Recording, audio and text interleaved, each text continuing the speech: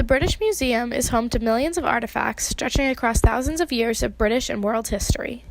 Millions of visitors go to the British Museum every year. Housing items as famous as the Rosetta Stone and works by renowned artists like Michelangelo, Degas, Da Vinci, Goya, and Rembrandt, the museum in London's Bloomsbury area is one of the world's most expansive exhibitions of human history and culture.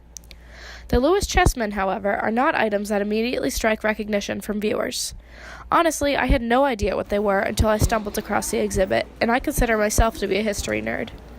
The bright red chessboard and intricately carved pieces grabbed my attention, though, and I took the time to discover the immensely important history of these 1,000-year-old game pieces.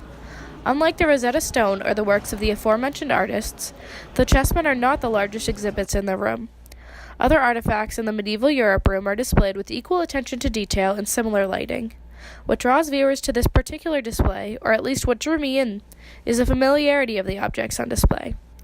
In a room housing objects from 1050 to 1500 AD, many of the items are relics of political and religious relevance to the time, such as sacred chalices or pieces of stone with unrecognizable words.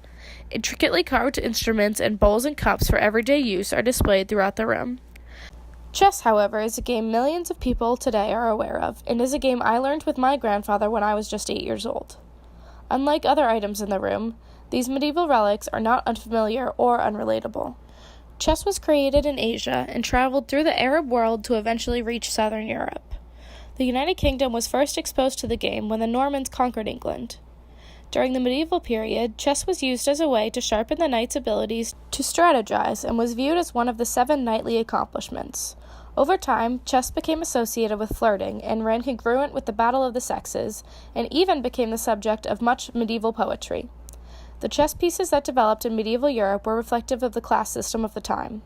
The kings sit with swords in their laps, as the queens rest their chins in their hands in a pose meant to represent the Virgin Mary. The bishops are dressed to officiate a mass, and the knights are sitting upon their horses, while the rooks, then called infantrymen, are on foot, posed, biting their shields, depicting Norse folk heroes, the berserkers.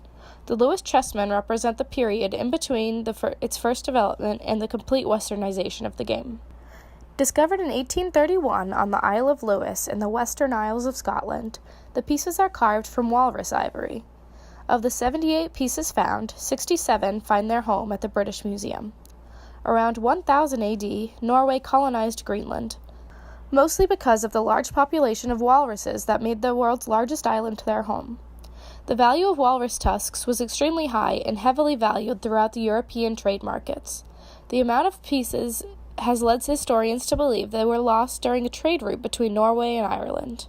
The intricacy of the pieces is part of what makes them so famous. Walrus tusks are full of secondary dentine, a substance that makes the material very difficult to work with.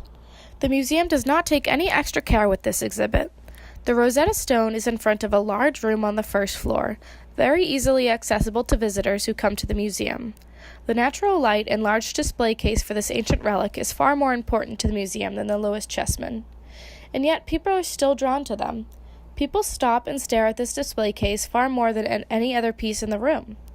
The gift shop is full of replicas of the chess pieces, selling actual chess sets, keychains, magnets, and even chocolate in the shape of the chessmen. I myself could not resist the allure and bought a little trinket for no reason at all. Something about the 1,000-year-old chess pieces is irresistibly alluring. The medieval Europe room does not have any natural light and depends on light from above and sunlight streaming through the halls to display the artifacts. Not a particularly large room with any large, in-your-face objects, someone could very easily pass through the room without even batting an eye. And yet, the second any passerbys lay eye on the Lewis Chessmen, they stop for a moment to look. The red and white checkered chessboard the museum chose to display the pieces on is quite the eye-catcher, as most of the pieces in the room are brown or gray, lacking the vibrant colors the board has.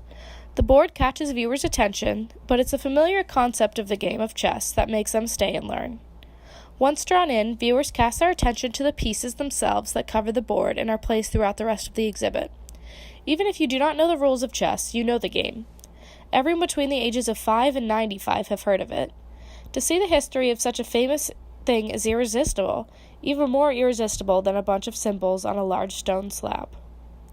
The display that the British Museum puts on for the Lewis Chessmen draws people in to understand the past and thus the present of the world's greatest board game, chess.